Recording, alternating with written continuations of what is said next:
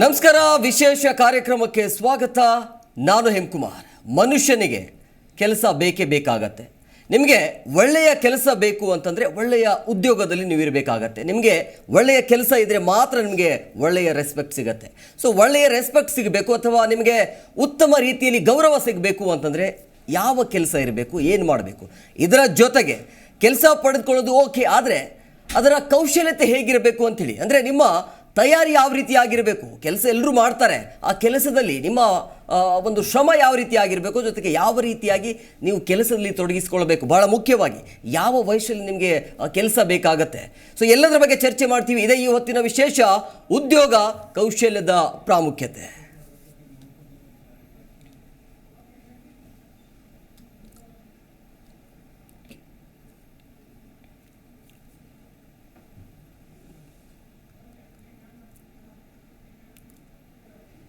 ಇವತ್ತಿನ ಕಾರ್ಯಕ್ರಮದಲ್ಲಿ ಬಹಳ ಮುಖ್ಯವಾಗಿ ನಿಮ್ಮ ಜೊತೆ ನಾವು 1 ಗಂಟೆಗಳ ಕಾಲ ಇರ್ತೀವಿ. ಉದ್ಯೋಗ ಹೇಗಿರುತ್ತೆ, ಯಾವ ರೀತಿಯಾಗಿ ಉದ್ಯೋಗ ಇರಬೇಕು, ಯಾವ ರೀತಿಯಾಗಿ ಉದ್ಯೋಗ ಸಿಗುತ್ತೆ, ಎಲ್ಲೆಲ್ಲಿ ಸದ್ಯಕ್ಕೆ ಉದ್ಯೋಗಗಳು ಖಾಲಿ ಇದ್ದಾವೆ, ಎಲ್ಲದರ ಬಗ್ಗೆ ಚರ್ಚೆ ಮಾಡ್ತೀವಿ. ಚರ್ಚೆ ಮಾಡೋದಕ್ಕೆ ಅತಿಥಿಯವರು ಕೂಡ ಜಾಯ್ನ್ ಆಗಿದ್ದಾರೆ. ನಾನು ಅವ್ರನ್ನ ಕಾರ್ಯಕ್ರಮಕ್ಕೆ ವೆಲ್ಕಮ್ ಮಾಡ್ತೀನಿ. ಮೊದಲನೇದಾಗಿ Aparna Srikanth, head of operation ಕಡೆಯಿಂದ ಬಂದಿದ್ದಾರೆ. ಮೇಡಮ್, ತಮಗೂ ಕೂಡ ಕಾರ್ಯಕ್ರಮಕ್ಕೆ ಆತ್ಮೀಯ ಸ್ವಾಗತ.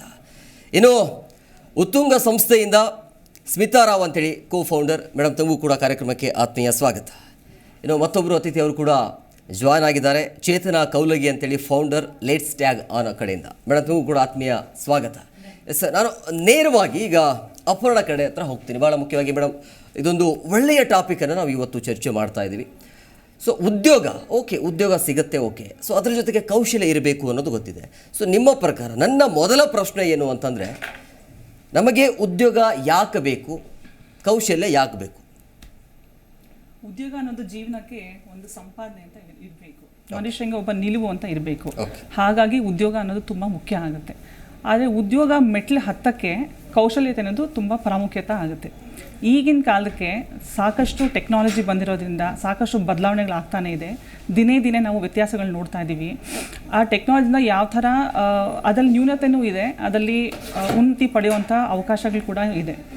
ಇವತ್ತಿನಕ್ಕೆ 2024ರಲ್ಲಿ ಯಾವ್ಯಾವುದು ಮುಖ್ಯವಾಗಿ ಕುಶಲತೆ ಗಳಿಸೋಕ್ಕಾಗಲಿ ಅಥವಾ ಶ್ರಮಪಟ್ಟು ಕಲಿಯುವಂಥ ಅವಕಾಶಕ್ಕಾಗಲಿ ಯಾವುದು ಮುಖ್ಯ ಅನ್ನೋದ್ರ ಬಗ್ಗೆ ನಾನು ಸ್ವಲ್ಪ ತಿಳಿ ಹೇಳೋಕ್ಕೆ ಇಷ್ಟಪಡ್ತೀನಿ. ಟಾಪ್ ಮೋಸ್ಟ್ ನಮ್ಮೆಲ್ಲರಿಗೂ ಗೊತ್ತು, ಇವತ್ತು ಆರ್ಟಿಫಿಷಿಯಲ್ ಇಂಟೆಲಿಜೆನ್ಸ್, ನಾನು ಅದನ್ನು ನಕಲು ಇಂಟೆಲಿಜೆನ್ಸ್ ಅಂತಲೇ ಕರಿತೀನಿ. ಅದು ಮುಖ್ಯವಾಗಿ ನಮ್ಮ ಜೀವನಕ್ಕೆ ಅಳವಡಿಸ್ಕೊಳ್ಳೋಕ್ಕೆ ಆಲ್ರೆಡಿ ಬಂದ್ಬಿಟ್ಟಿದೆ. ಇದನ್ನು ಯಾವ್ಯಾವ ಉದ್ಯಮಿಗಳು, ಯಾವ್ಯಾವ ಇಂಡಸ್ಟ್ರೀಸ್ಗೆ ಯಾವ ರೀತಿ ಇದನ್ನು ಪ್ರಯೋಗ ಪಡ್ಕೋತೀವಿ ಅನ್ನೋದನ್ನು ನಾವು ಎದುರು ಕಾಣ್ತಾ ಇದ್ದೀವಿ. ಅದ್ರ ಬಗ್ಗೆ ತಿಳ್ಕೊಳ್ಳೋಕ್ಕೆ ಸಾಕಷ್ಟು ಮಾಹಿತಿಗಳು ಬಂದಿದೆ ಆಲ್ರೆಡಿ. ಟೆಕ್ ಕಂಪನೀಸ್ ಅದ್ರ ಬಗ್ಗೆ ಕೆಲಸ ಕೂಡ ಮಾಡ್ತಾ ಇದೆ. So out of the many top skills, AI stands and related skills is the top most which every organisation and every industries adapting. ಎರಡನೇದಾಗಿ ಬಂದು ಡೇಟಾ ಸ್ಕಿಲ್ಸ್, ಡೇಟಾ ಸೈನ್ಸ್ ಅಥವಾ ಡೇಟಾ ಇಂಜಿನಿಯರಿಂಗ್ ಅಂತ ಏನು ಹೇಳ್ತೀವೋ ಅದು ಎರಡನೇ ಸ್ಥಾನದಲ್ಲಿ ನಿಂತ್ಕೊಂಡಿದೆ. ಬಟ್ ಡೇಟಾ ಸೋರ್ಸ್, ಅದು ಎಲ್ಲಿಂದ ಉತ್ಪತ್ತಿ ಆಗ್ತಾ ಇದೆ, ಅದನ್ನು ಹೇಗೆ ಸಂಗ್ರಹ ಮಾಡ್ತೀವಿ, ಅದನ್ನು ಹೇಗೆ ವಿಶ್ಲೇಷಣೆ ಮಾಡ್ತೀವಿ, ವಿಶ್ಲೇಷಣೆ ಮಾಡಿದ್ಮೇಲೆ ಅದನ್ನು ಯಾವ ರೀತಿ ವಿಜುವಲೈಸೇಷನ್ ಮಾಡ್ತೀವಿ, ಇದೆಲ್ಲ ಸೇರಿ data science and data engineering ಅನ್ನೋ ಒಂದು ಸೆಗ್ಮೆಂಟಲ್ಲಿ ಬರುತ್ತೆ. ಅದಕ್ಕೆ ಬೇಕಾಗಿರುವಂಥ ಸಾಕಷ್ಟು ಸ್ಕಿಲ್ಸ್ ಅಥವಾ ಕೌಶಲ್ಯತೆ ತುಂಬ ಮುಖ್ಯ ಆಗಿದೆ. ಇದು ಸೆಕೆಂಡ್. ಥರ್ಡ್ ಬಂದು ಎಮರ್ಜಿಂಗ್ ಟೆಕ್ನಾಲಜೀಸ್. ನಾವು ಈಗ ಸಾಕಷ್ಟು ಹೊಸ ಹೊಸ ಟರ್ಮ್ಸ್ ಕೇಳ್ತಾ ಇದ್ದೀವಿ ಟೆಕ್ನಾಲಜಿಲಿ. ವೆಬ್ ಡೆವಲಪ್ಮೆಂಟ್ ಆಗಲಿ, ಫ್ರೇಮ್ವರ್ಕ್ ಆಗಲಿ, ಕಂಪೈಲೇಷನ್ ಆಗಲಿ, ಸಿಸ್ಟಮ್ ಡಿಸೈನ್ ಅಂತ ನೂರಾರು ಥರ ಕೇಳ್ಪಡ್ತಾ ಇದ್ವಿ. ಅದ್ರ ಬಗ್ಗೆ ಇನ್ನೂ ಡೀಪಾಗಿ ತಿಳ್ಕೊಳ್ಳೋ ಅಂಥದ್ದು this is one other emerging skills. ಅದಲ್ದಿರ ಬಿಸ್ನೆಸ್ ನಡೆಸೋದಕ್ಕೆ ಇದೆಲ್ಲ ಟೆಕ್ನಾಲಜಿ ಆಯಿತು, ಪ್ಲ್ಯಾಟ್ಫಾರ್ಮ್ ಆಯಿತು, ಬಟ್ ಅದನ್ನು ನಡೆಸೋದಕ್ಕೆ ಬಿಸ್ನೆಸ್ ಸ್ಕಿಲ್ಸ್ ಅದು ತುಂಬ ಮುಖ್ಯ ಆಗುತ್ತೆ. ಬಿಸ್ನೆಸ್ ಸ್ಕಿಲ್ಸ್ ಆಮೇಲೆ ಏನು, ಸೇಲ್ಸನ್ನು ಹೇಗೆ ನಾವು ತಂದ್ಕೊಳ್ಳೋದು ಕಂಪ್ನಿ ಒಳಗಡೆಗೆ, ಅದಕ್ಕೆ ಬೇಕಾಗಿರೋಂಥ ಗ್ರಾಹಕರು, ಆ ಗ್ರಾಹಕರ ಸಂಪರ್ಕ ಯಾವ ರೀತಿ ಇಟ್ಕೋತೀವಿ ನಾವು, ಅವ್ರ ಸಂಬಂಧಗಳನ್ನ ಹೇಗೆ ಬೆಳೆಸ್ತೀವಿ, ಅದನ್ನು ಹೇಗೆ ಪೋಷಣೆ ಮಾಡ್ತಾ ಹೋಗ್ತೀವಿ, ಇದೆಲ್ಲ ಮೆಷಿನ್ ಮಾಡದೇ ಇರೋವಂಥದ್ದು ಮನುಷ್ಯ ಮುಖೇನ ಮಾಡಬೇಕಾಗಿರೋವಂಥದ್ದು. ಇದು ಒಂದು ತುಂಬ ಮುಖ್ಯ ಆಗುತ್ತೆ. ನಮ್ಮಲ್ಲಿ ಸರ್ವಿಸ್ ಇರ್ಬೋದು ಅಥವಾ ನಮ್ಮದು ಉತ್ಪಾದನೆ ಇರ್ಬೋದು, ಅದನ್ನು ಹೇಗೆ ಮಾರುಕಟ್ಟೆಗೆ ತಲುಪಿಸೋದು, ಇಂಡಿಯಾ ಆಗಲಿ ಅಥವಾ ನಮ್ಮ ಅಂತಾರಾಷ್ಟ್ರೀಯ ಮಟ್ಟದಲ್ಲಿ ಯಾರು ನಮ್ಮ ಸರ್ವಿಸ್ ಆಗಲಿ ಅಥವಾ ನಮ್ಮ ಪ್ರಾಡಕ್ಟ್ಸ್ ಆಗಲಿ ಯಾರು ನಮ್ಮ ಕನ್ಸ್ಯೂಮರ್ಸು ಅವ್ರ ಬಗ್ಗೆ ತಿಳುವಳಿಕೆ, ಆಮೇಲೆ ಯಾವ ರೀತಿ ನಾವು ಸ್ಟ್ರಾಟಜಿ ಮಾಡಬೇಕು, ಮಾಹಿತಿ ಹೇಗೆ ಪಡ್ಕೊಳ್ಳೋದು, ನಮಗೆ ಯಾವ ಮೀಡಿಯಮ್ ಚೆನ್ನಾಗಿರುತ್ತೆ ಅದನ್ನು ಪ್ರಸ್ತಾಪ ಮಾಡೋಕ್ಕಾಗಲಿ, ಅದನ್ನು ಮಾರಾಟ ಮಾಡೋದಕ್ಕಾಗಲಿ. ಸೊ ಇದು ಒಂದು ಬಿಸ್ನೆಸ್ ಪ್ಲಸ್ ಮಾರ್ಕೆಟಿಂಗ್ ಎರಡು ಕೂಡಿ ಇನ್ನೊಂದು ಸ್ಕಿಲ್ ಆಗುತ್ತೆ. ಸ್ಮಿತಾ ಅವರೀಗ ಪ್ರಮುಖವಾಗಿ ಉದ್ಯೋಗ ಅಂತ ಬಂದಾಗ ಈ ಉದ್ಯೋಗದಲ್ಲಿ ಪೇರೆಂಟ್ಸ್ ಪಾತ್ರ ಯಾವ ರೀತಿಯಾಗಿರಬೇಕು, ಹೇಗಿರುತ್ತೆ? ಸೊ ಪೇರೆಂಟ್ಸ್ ತುಂಬಾ ಇಂಪಾರ್ಟೆಂಟ್ ಪಾತ್ರ ವಹಿಸ್ತಾರೆ ನಮ್ಮ ಜೀವನದಲ್ಲಿ, ನಾಟ್ ಓನ್ಲಿ ಉದ್ಯೋಗದಲ್ಲಿ ಅಲ್ಲ, ಒಂದು ವ್ಯಕ್ತಿತ್ವ ರೂಪಿಸೋದಲ್ಲಿ ಒಂದು ಪೇರೆಂಟ್ಸ್ ತುಂಬಾ ಇಂಪಾರ್ಟೆಂಟ್ ಪಾತ್ರ ವಹಿಸ್ತಾರೆ. ಸೊ ಇವಾಗ ಒಂದು ಎಜುಕೇಷನಲ್ಲೂ ಒಂದು ಹೇಗೆ ನಾವು ಯಾವ ಎಜುಕೇಷನ್ ತೊಗೋಬೇಕು, ಯಾಕಂದರೆ ಅವರ ಅನುಭವದಿಂದ ಅವರು ನಮಗೆ ಪಾಠವನ್ನು ಕಲಿಸ್ತಾರೆ. ಸೊ ಹೀಗಾಗಿ ಪೇರೆಂಟ್ಸ್ ತುಂಬಾ ಇಂಪಾರ್ಟೆಂಟು. ಅದಾದಮೇಲೆ ನಮಗೆ ಶಿಕ್ಷಕರು ಯಾರು ಇರ್ತಾರೆ, ಅದಾದಮೇಲೆ ನಮಗೆ ಯಾವುದೇ ಇಂಡಸ್ಟ್ರಿ ವೆಟರನ್ಸ್ ಯಾರು ಇರ್ತಾರೆ, ಹೀಗೆ ನಮಗೆ ತುಂಬ ಇಂಪಾರ್ಟೆಂಟ್. ಪೇರೆಂಟ್ಸ್ ಜೊತೆಗೆ ಗುರುಗಳ ಪಾಠನೂ ಕೂಡ ಬಹಳ ಇಂಪಾರ್ಟೆಂಟ್ ಆಗುತ್ತೆ ಅಂತ. ಅಂದ್ರೆ ಎಜುಕೇಶನ್ ಕೂಡ ಬಹಳ ಮಹತ್ವವನ್ನು ಪಡೆದುಕೊಳ್ಳುತ್ತೆ. ಅಂದ್ರೆ ಈಗ ಎಜುಕೇಶನ್ ಅಂತ ಬಂದಾಗ ಎಜುಕೇಶನ್ ಮುಗಿಸಿ ಕೆಲಸಕ್ಕೆ ಹೋಗೋದು ಬೆಟ್ರ ಅಥವಾ ಎಜುಕೇಶನ್ ಮಾಡ್ತಾ ಮಾಡ್ತಾ ಕೆಲಸ ಮಾಡೋದು ಬೆಟ್ರ? ಯಾಕಂದ್ರೆ ಜನರಿಗೆ ಕನ್ಫ್ಯೂಷನ್ ಇರುತ್ತೆ. ಈಗ ಎಜುಕೇಶನ್ ಆಗಬೇಕು, ಮನೇನೂ ಕೂಡ ನೋಡ್ಕೊಳ್ಬೇಕು. ಸೊ ಎರಡು ಒತ್ತಡ ಇರುವಂತ ಹಿನ್ನೆಲೆಯಲ್ಲಿ ಅವ್ರು ಏನು ಮಾಡ್ತಾರೆ, ಓದ್ತಾ ಇರ್ತಾರೆ, ಜೊತೆ ಕೆಲಸ ಕೂಡ ಮಾಡ್ತಿರ್ತಾರೆ. ಸೊ ನಿಮ್ಮ ಪ್ರಕಾರ ಸೊ ಉದ್ಯೋಗವನ್ನು ಕಂಪ್ಲೀಟ್ ಆಗಿ ಉದ್ಯೋಗನೇ ಮಾಡಬೇಕಾ ಅಥವಾ ಕೆಲಸದ ಜೊತೆಗೆ ಅದನ್ನು ಹ್ಯಾಂಡಲ್ ಮಾಡಬಹುದಾ? ಸೊ ಡೆಫಿನೆಟ್ಲಿ ಕೆಲಸದ ಜೊತೆಗೂ ಹ್ಯಾಂಡಲ್ ಮಾಡಬಹುದು. ನನ್ನದೇ ಎಕ್ಸಾಂಪಲ್ ತೊಗೊಂಡ್ರೆ, ನಾನು ಇಂಜಿನಿಯರಿಂಗ್ ಮುಗಿಸ್ಕೊಂಡು ಧಾರವಾಡದಿಂದ ಬೆಂಗಳೂರಿಗೆ ಜಾಬ್ಗಂತ ಸರ್ಚಿಗೆ ಬಂದಿದ್ದು. ಆಮೇಲೆ ಜಾಬ್ ಮಾಡ್ತಾನೆ masters of science from BITS Pilani distance learning programs ಇರುತ್ತೆ, ಎಲ್ಲ ಮಾಡಬಹುದು. ಸೊ ಅದನ್ನು ಬಟ್ ಡೆಫಿನೆಟ್ಲಿ ನೀವು ಮೊದಲು ಸ್ವಲ್ಪ ಎಕ್ಸ್ಪೀರಿಯನ್ಸ್ ತೊಗೊಂಡು ಮತ್ತೆ ಎಜುಕೇಷನಿಗೆ ಹೋದರೆ, ಮಾಸ್ಟರ್ಸ್ ಆಗಲಿ ಮುಂದೆ ಕಲಿಯೋದು, ಸ್ವಲ್ಪ ವರ್ಕ್ ಎಕ್ಸ್ಪೀರಿಯನ್ಸ್ ಇಟ್ಕೊಂಡು ಹೋದರೆ ನಿಮ್ಮದು ಕಲಿಕೆ ಗ್ರಹಣನೇ ಬೇರೆ ಆಗುತ್ತೆ. ಯಾಕಂದರೆ ನಿಮ್ಗೆ ಅದು ಎಕ್ಸ್ಪೀರಿಯನ್ಸಿಗೆ ನೀವು ಮ್ಯಾಚ್ ಮಾಡ್ತೀರಾ, ಅದ್ರ ಪ್ರಕಾರ ಕಲಿತೀರಾ, ಇಲ್ಲಾಂದರೆ ಬರೀ ಥೆರಾಟಿಕಲ್ ಆಗುತ್ತೆ. ಸೊ ನನ್ನ ಪ್ರಕಾರ ಡೆಫಿನೆಟ್ಲಿ 1-2 ವರ್ಷ ಕೆಲಸ ಮಾಡಿ ಮಾಸ್ಟರ್ಸು ಅಥವಾ ಮುಂದಿನ ಇದನ್ನು ಮಾಡ್ಬೋದು. ಮತ್ತು ಕೆಲಸದ ಜೊತೆಗೆ ಕಲಿಯೋದು ತುಂಬಾ ಒಳ್ಳೆಯದು. ಯಾಕಂದರೆ ಡೆಫಿನೆಟ್ಲಿ ಆಗುತ್ತೆ, ಅವಾಗೇನು ಬೇರೆ ಏನು ಕೆಲಸ ಇರಲ್ವಲ್ಲ, ಕೆಲಸ ಮಾಡೋದು ಅಭ್ಯಾಸ ಮಾಡೋದು. ಸೊ ಎರಡು ಮಾಡ್ಕೋಬಹುದು. ಎಜುಕೇಶನ್ ಕುಂಠಿತ ಆಗತ್ತಾ ಅಂತ? ಎಜುಕೇಶನ್ ಕುಂಠಿತ ಅಂತ ಆಗಲ್ಲ. ಅಂದರೆ ನೀವು ಅದನ್ನು ಡೆಫಿನೆಟ್ ಆಗಿ ಟೈಮ್ ಮ್ಯಾನೇಜ್ಮೆಂಟ್ ಮಾಡಬೇಕಾಗತ್ತೆ. ಯಾಕಂದರೆ ನೀವು 9-10 ಗಂಟೆ ಕೆಲಸ ಮಾಡಿಬಿಟ್ಟು ಬಂದು ಮತ್ತೆ ಕ್ಲಾಸಸ್ಸು, ಈವ್ನಿಂಗ್ ಕ್ಲಾಸಸ್ಸು ಅಥವಾ ಡಿಸ್ಟೆನ್ಸ್ ಲರ್ನಿಂಗು ಮತ್ತು ಅದರ ಅಸೈನ್ಮೆಂಟ್ಸು ಎಲ್ಲ ಮಾಡಲೇಬೇಕಾಗತ್ತೆ. ಬಟ್ ಅದನ್ನು ನೀವು ಮ್ಯಾನೇಜ್ ಮಾಡಿಕೊಂಡ್ರೆ ಡೆಫಿನೆಟ್ ಆಗಿ ಎರಡನ್ನೂ ಬ್ಯಾಲೆನ್ಸ್ ಮಾಡ್ಬೋದು. ಇನ್ನೂ ನಿಮಗೆ ಬೇರೆ ಎಲ್ಲ ಫ್ಯಾಮಿಲಿ ಅದು ಇನ್ನೂ ಸ್ಟಾರ್ಟ್ ಆಗಿರಲ್ಲ. So you can definitely do both. Madam, ಇನ್ನೊಂದು ಬಹಳ ಮುಖ್ಯವಾಗಿ ಏನು ಅಂತಂದರೆ, ಚಿಕ್ಕ ಮಕ್ಕಳು ಕೆಲಸ ಮಾಡ್ತಿರ್ತಾರೆ, ಅಂದರೆ ಅವರಿಗೆ ಅನಿವಾರ್ಯ ಮಾಡಲೇಬೇಕಾಗಿರುವಂಥ ಪರಿಸ್ಥಿತಿ ಇರುತ್ತೆ. ಸೊ ಅಂಥ ಪೇರೆಂಟ್ಸ್ಗೆ ನೀವೇನು ಸಜೆಷನ್ ಕೊಡ್ತೀರಿ? ಅಂದರೆ ಆ ಟೈಮಲ್ಲಿ ಒಂದು 10-14 ವರ್ಷ ಇರುತ್ತೆ, ಪುಟ್ಟ ಹೋಟೆಲಲ್ಲಿ ಕೆಲಸ ಮಾಡ್ತಿರ್ತಾರೆ. ಆ ಟೈಮಲ್ಲಿ ಅವರ ಎಜುಕೇಷನ್ ಕೂಡ ಆಗೋದಿಲ್ಲ. ಆಮೇಲೆ ಅದೇ ಕೆಲಸ ಅಂದರೆ ಅವರಿಗೆ ಈ ಜ್ಞಾನನೇ ಇರೋದಿಲ್ಲ, ಅಂದರೆ ನಿರಂತರವಾಗಿ ಅದೇ ಕೆಲಸದಲ್ಲಿ ಆಗಿಬಿಡ್ತಾರೆ. ಬಟ್ ಅವರು ಉನ್ನತವಾಗಿ ಬೆಳೆಯೋದು ಯಾವಾಗ ಅಂತೇಳಿ?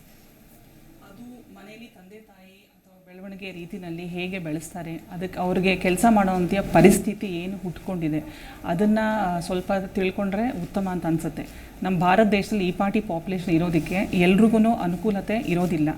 ಆದರೆ ಎಲ್ಲಿ ನಮಗೆ ಅವರನ್ನು ಕಂಡುಹಿಡಿಯೋಕ್ಕೆ ಸಾಧ್ಯನೋ, ಎಲ್ಲಿ ನಾವು ಸ್ಪಾಟ್ ಮಾಡ್ತೀವೋ, ಅಟ್ಲೀಸ್ಟ್ ಎಜುಕೇಟೆಡ್ ಕ್ಲಾಸ್ ಏನಿರುತ್ತೋ ಅವ್ರಿಗೆ ಒಂದು ದಾರಿ ದೀಪ ಆಗಿ, ಅವ್ರಿಗೆ ಒಂದು ಕೋಚಿಂಗ್ ಆಗಲಿ, ಒಂದು ಮೆಂಟ್ರಿಂಗ್, ಅವ್ರ ತಂದೆ ತಾಯಿ ಹತ್ರ ಮಾತಾಡಿ ಅವ್ರ ಬಗ್ಗೆ ಪ್ರಸ್ತಾಪ ಮಾಡಿ ಅವ್ರಿಗೇನು ಸಹಾಯ ಬೇಕಾಗುತ್ತೋ. ಏಕೆಂದರೆ ಸುಮಾರು ಗೌರ್ಮೆಂಟ್ ಸ್ಕೂಲ್ಸ್ ಇದೆ, ಸುಮಾರು NGOs ಇದೆ ಇದನ್ನೆಲ್ಲ ಸಪೋರ್ಟ್ ಮಾಡೋಕ್ಕೆ.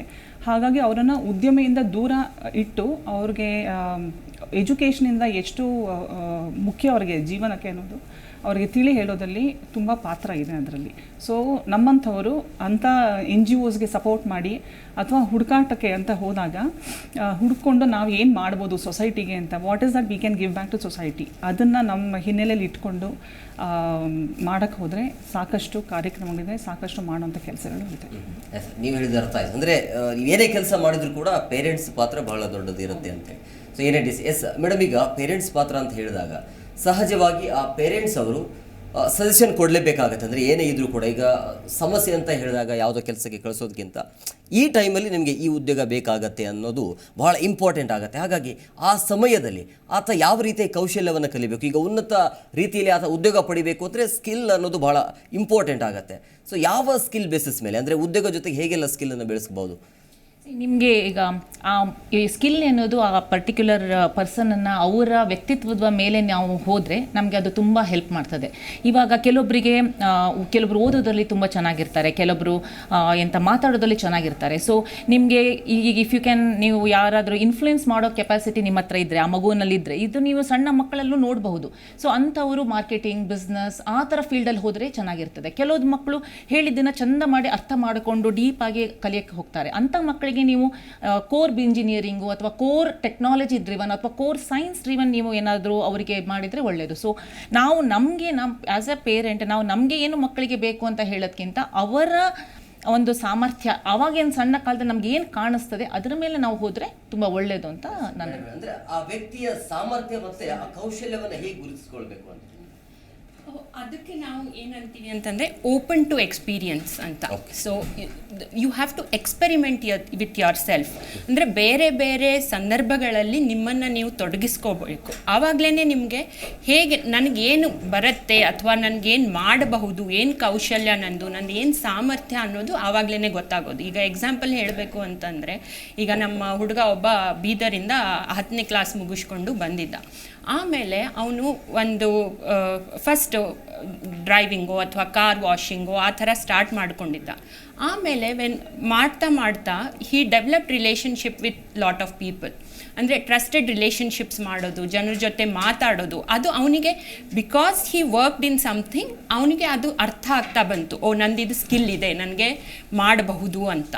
ಸೊ ಅದನ್ನು ಬೆಳೆಸ್ಕೊಂಡು ಈಗ ಅದೇ ರೀತಿ ಅದು ಎಲ್ಲಿ ಯೂಸ್ ಆಗುತ್ತೋ, ಅದು ಎಲ್ಲಿ ಇದಾಗುತ್ತೋ ಅಲ್ಲಿ ಕೆಲಸ ಮಾಡ್ತಾ ಇದ್ದಾನೆ. ಈಗ ಅವನು ಸೂಪರ್ವೈಸರ್ ಥರ ಕೇಟ್ರಿಂಗ್ ಬಿಸ್ನೆಸ್ಸಲ್ಲಿ ಮಾಡ್ತಾ ಇದ್ದಾನೆ. ಸೊ ನೀವು ನಿಮ್ಮನ್ನು ಎಷ್ಟು ಸಂದರ್ಭಗಳಲ್ಲಿ ಸಣ್ಣ ಪುಟ್ಟ ಆಗಲಿ ಚಿಕ್ಕ ಪುಟ್ಟ ಯಾವುದೇ ಕಾರ್ಯಕ್ರಮಗಳಲ್ಲಿ ನೀವು ತೊಡಗಿಸ್ಕೊಂಡಾಗ ಮಾತ್ರ ನಿಮಗೆ ಅದು ನಾನು ಯಾವುದ್ರಲ್ಲಿ ಒಳ್ಳೇದಿದ್ದೀನಿ, ನನಗೇನು ಮಾಡೋಕ್ಕೆ ಬರುತ್ತೆ ಅಂತ ಗೊತ್ತಾಗುತ್ತೆ. So be open to experience, ಅದು ಮೇನ್ ಅಂತ ನಾನು ಹೇಳ್ತೀನಿ. To understand your skills and strengths. So it is very important that ನೀವು ಈಗ ನಿಮ್ಮ ಕಮ್ಯುನಿಟಿಯಲ್ಲಿ ಏನೋ ಕೆಲಸ ನಡೀತಾ ಇರುತ್ತೆ, ನೀವು ಅಲ್ಲಿ ಹೋಗಿ ತೊಡಗಿಸ್ಕೊಳ್ಳಿ ನಿಮ್ಮನ್ನು ನೀವು. ಆವಾಗ ನಿಮಗೆ ಗೊತ್ತಾಗ್ಬೋದು, ನಾನು ಜನರ ಜೊತೆ ಚೆನ್ನಾಗಿ ಮಾತಾಡ್ತೀನಿ ಅಂತ. ಅಥವಾ ಆವಾಗ ನಿಮಗೆ ಗೊತ್ತಾಗ್ಬೋದು, ನಾನು ಕುತ್ಕೊಂಡು ಸ್ಟ್ರಕ್ಚರ್ ಮಾಡ್ಬೋದು, ನನಗೆ ಬರುತ್ತೆ ಈ ಕೆಲಸ ಅಂತ. ಸೊ ಆ ರೀತಿ ನಾವು ಬೇರೆ ಬೇರೆ ಸಣ್ಣ ಪುಟ್ಟ ಕಾರ್ಯಕ್ರಮಗಳಲ್ಲಿ ನಮ್ಮನ್ನು ಜವಾಬ್ದಾರಿ ತಗೊಂಡು ಅಥವಾ ವಾಲಂಟಿಯರಿಂಗ್ ಮಾಡಿಕೊಂಡಾಗ ಮಾತ್ರ ನಮಗೇನು ಬರುತ್ತೆ ಏನು ಬರಲ್ಲ, ನನ್ನ ಸ್ಟ್ರೆಂಗ್ತ್ ಏನು ಅಂತ ಗೊತ್ತಾಗುತ್ತೆ.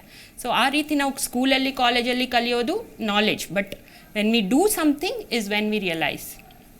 ಎಸ್ ಮೇಡಮ್, ಈಗ ಕೌಶಲ್ಯ ತಂತ್ರಗಳನ್ನು ಬೆಳೆಸ್ಕೊಳ್ಳೋದು ಹೇಗೆ, ಜೊತೆಗೆ ಹೇಳಿದರು ಮೇಡಮ್, ಓಪನ್ ಆಗಿ ನೀವು ಯಾವಾಗ ಮಾತನಾಡ್ತೀರಿ ಆವಾಗ ನಿಮಗೆ ಉದ್ಯೋಗದಲ್ಲಿ ಪರಿಣಿತಿಯನ್ನು ತಗೋಬಹುದು ಅಂತೇಳಿ. ಅಂದರೆ ನಿಮಗೆ ಗೊತ್ತಿರುತ್ತೆ ನೀವು ಯಾವುದರಲ್ಲಿ ಒಂಥರ ಆ್ಯಕ್ಟಿವ್ ಆಗಿದ್ದೀರಿ ಅಂಥೇಳಿ. ಸೊ ಅದರ ಬೇಸಿಸ್ ಮೇಲೆ ಹೋದಾಗ ಆತ ಏನು ಮಾಡಬೇಕು, ಅಂದರೆ ಅದನ್ನು ಯಾವ ರೀತಿಯಾಗಿ ಪಡೆದುಕೊಳ್ಬೇಕು ಅಂಥೇಳಿ ಸ್ಕಿಲ್ಲನ್ನು ಬೆಳೆಸ್ಕೊಳ್ಳೋದು ಹೇಗೆ? ಸ್ಕಿಲ್ ಬೆಳೆಸ್ಕೊಳ್ಳೋಕ್ಕೆ ನಾನಾ ರೀತಿ ಇದೆ. ಒಂದು ಚೇತನ ಹೇಳ್ದಂಗೆ ಒಂದು ಎಕ್ಸ್ಪೀರಿಯೆನ್ಸು. ಈಗ ನೇರವಾಗಿ ಉದ್ಯಮ ಅಲ್ಲದೇ ಇದ್ದರೂ there are lot of occasional trainings ಅಂತ ಹೇಳ್ತಾರೆ. ಸೊ ಯಾರಿಗೆ ಓದಲು ಅನುಕೂಲತೆ ಇಲ್ಲದೇ ಇದ್ದರೆ ಅಥವಾ ಈ ಥರ IT ಕಂಪ್ನಿಲಾಗಲಿ ಬೇರೆ ಅಂಥ ದೊಡ್ಡ ದೊಡ್ಡ ಕಂಪ್ನಿಗಳಲ್ಲಿ ಕೆಲಸ ಮಾಡೋಂಥ ಅವಕಾಶಗಳು ಇಲ್ಲದೇ ಇದ್ದರೆ, ಬಟ್ ಕೌಶಲ್ಯಕ್ಕೆ ಸಾಕಷ್ಟು ಒಕೇಶ್ನಲ್ ಟ್ರೈನಿಂಗ್ ಇದೆ. Occasional training is tailoring, plumbing, electricians ಆ ಥರ, ಅದೆಲ್ಲ ಸ್ಕಿಲ್ ಡೆವಲಪ್ಮೆಂಟು.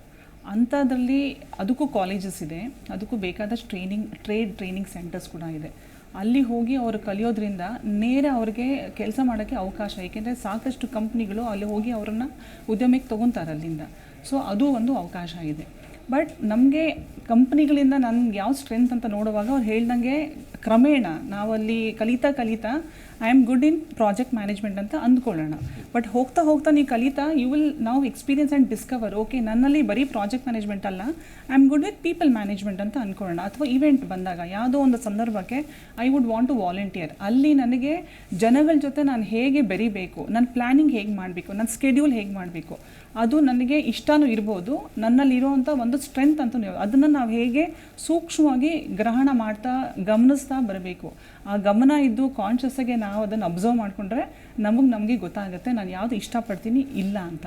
ಕ್ರಮೇಣ ಅದಕ್ಕೆ ಏನಿದೆ ಬೇಕಾಗಿರೋವಂಥ ಶ್ರಮನೂ ಹಾಕಬೇಕು, ಅದಕ್ಕೆ ಟ್ರೈನಿಂಗ್ಸ್ ತೊಗೊಂಡು ಮುಂದುವರಿತಾ ಹೋಗ್ಬೋದು.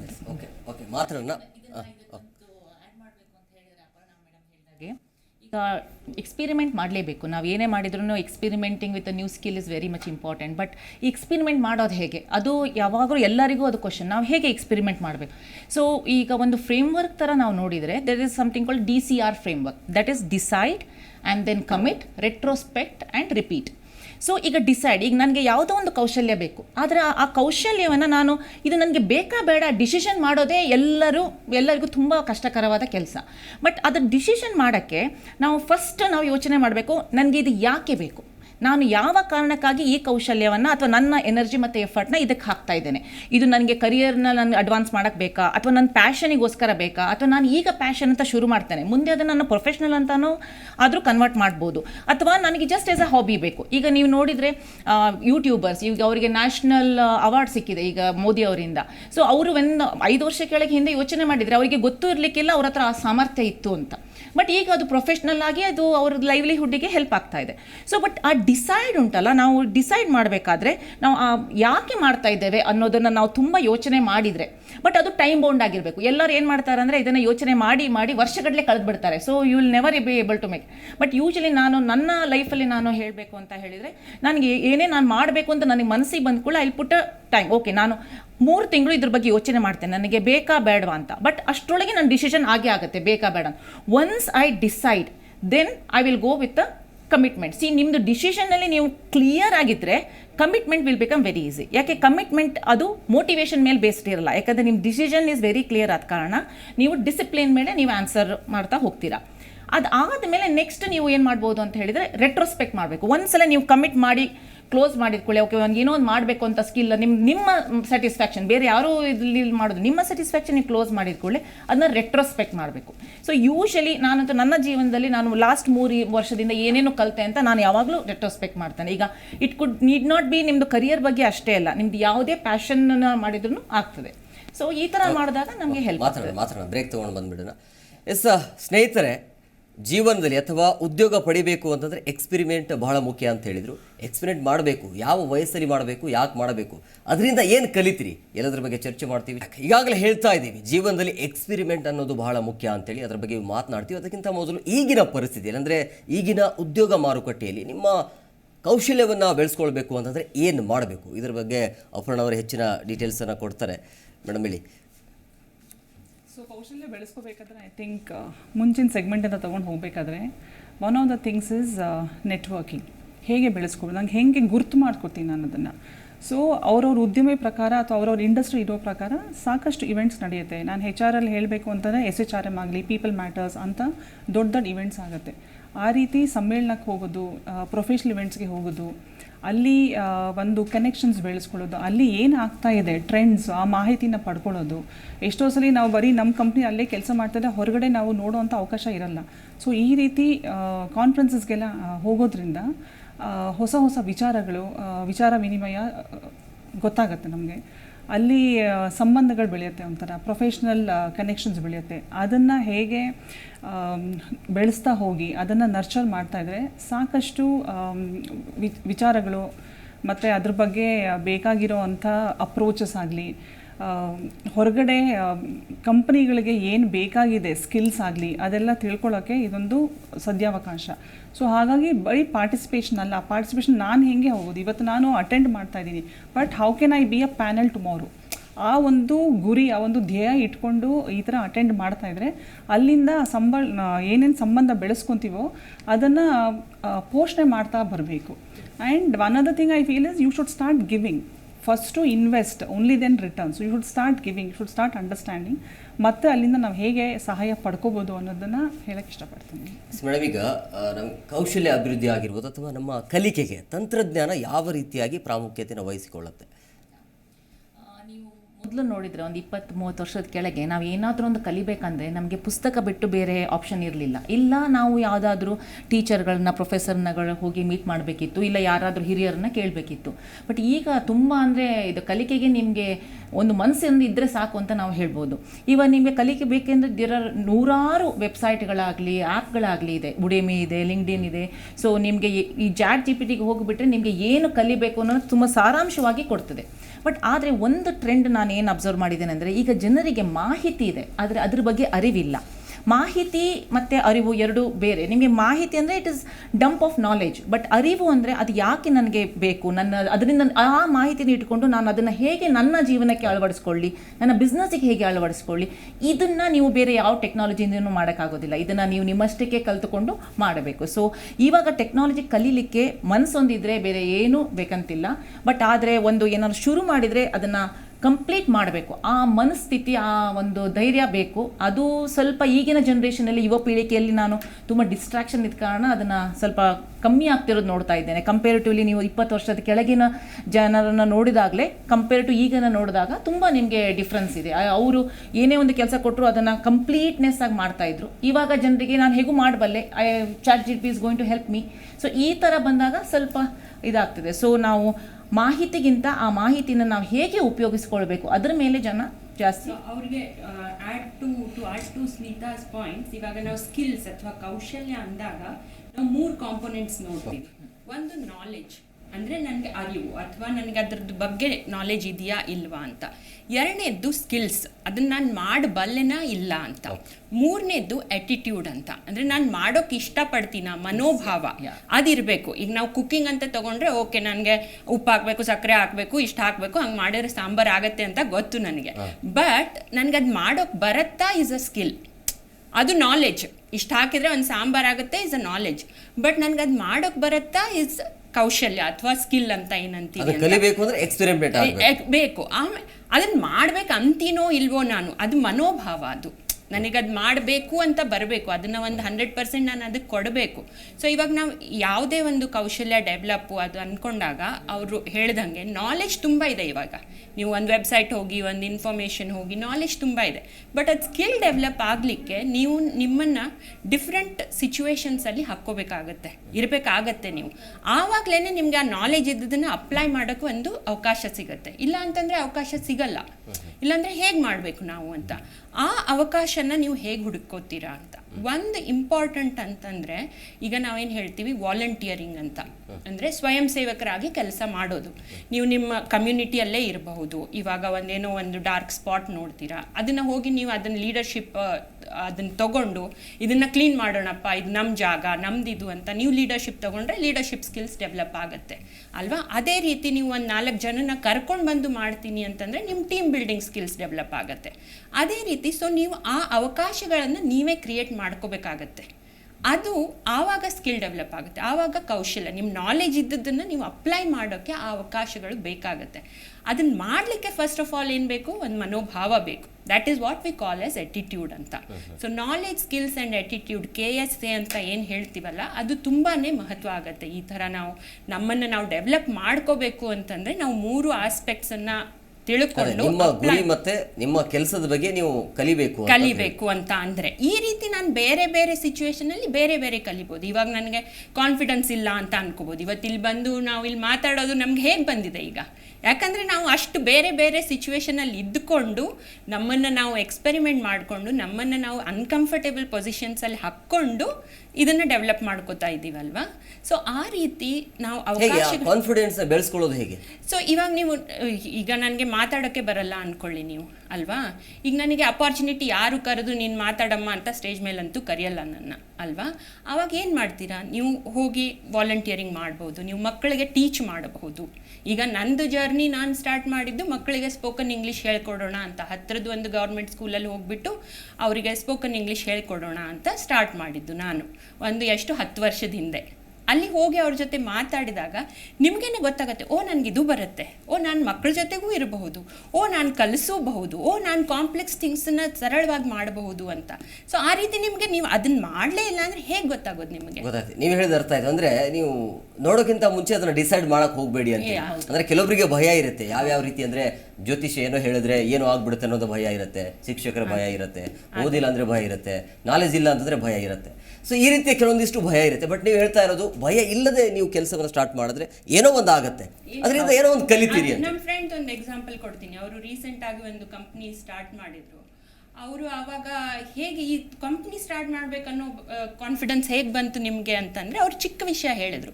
ನಮ್ಮ ಅಪಾರ್ಟ್ಮೆಂಟಲ್ಲಿ ನಾನು ಒಂದು ಜವಾಬ್ದಾರಿಯುತ ಕೆಲಸವನ್ನು ತೊಗೊಂಡೆ ಅಸೋಸಿಯೇಷನ್ನಲ್ಲಿ. ಅದು ಗಾರ್ಡನಿಂಗನ್ನು ಮ್ಯಾನೇಜ್ ಮಾಡೋದಂತ ತೊಗೊಂಡೆ. ಅದು ತೊಗೊಂಡ್ಮೇಲೆ ಅದನ್ನು ಇಷ್ಟು ಜನರ ಜೊತೆ ನಾನೆಲ್ಲ ಮಾತಾಡಿ ಇದು ಮಾಡಿದ ಮೇಲೆ ನನಗೆ ಇದನ್ನು ನಾನು ಮಾಡ್ಬೋದಾ ಅನ್ನೋ ಕಾನ್ಫಿಡೆನ್ಸ್ ಬಂತು. ಇದನ್ನು ಮಾಡೋದಾದರೆ ನಾನು ಕಂಪ್ನಿನೂ ಸ್ಟಾರ್ಟ್ ಮಾಡ್ಬೋದು ಅಂತ ಕಾನ್ಫಿಡೆನ್ಸ್ ಬಂತು ಅಂತ. ಸೊ ನೀವು ಏನು ಮಾಡದೆ ಅದು ಬರೋಕ್ಕೆ ಸಾಧ್ಯ ಇಲ್ಲ ಅಲ್ವಾ? ಇವರಿಗೆ ಆ್ಯಡ್ ಮಾಡಬೇಕು ಅಂತ ಹೇಳಿದ್ರೆ ಚೇತನ ಅವರಿಗೆ, ಈಗ ಕಾನ್ಫಿಡೆನ್ಸ್ ನನ್ನ ಎಕ್ಸ್ಪೀರಿಯನ್ಸ್ ಪ್ರಕಾರ ಒಂದು ಸ್ಪ್ರಿಂಗ್ ಇದ್ದ ಹಾಗೆ.